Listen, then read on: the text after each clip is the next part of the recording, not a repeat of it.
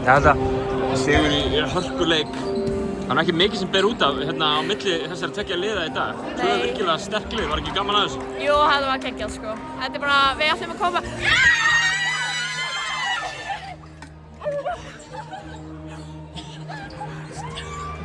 Læði með.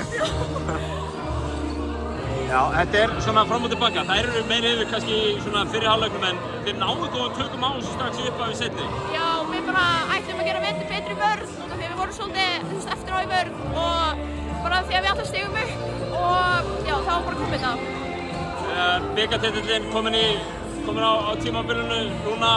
Hvaða kraft takk út úr þessu svona fyrir restina á tímabilinu þá? Bara halda áfram á sömu braut, bara allar að stíga upp og vinna saman, spila góða vörn og þá vinnum við titla.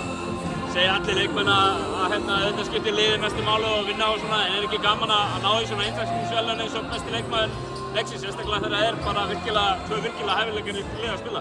Jú, það er alltaf gaman en maður gerir þetta alltaf sem lið, þannig bara stolt að veita liðinu. Alveg að lokum, hvernig mun Njarðvíkurliðið fagna þessum bikartitil í kvöld? Ég veit það ekki, við erum bara að fara út að borða saman eða eitthvað. Gerðu þakkir Hulda og til hamingju aftur með titilinn. Takk fyrir.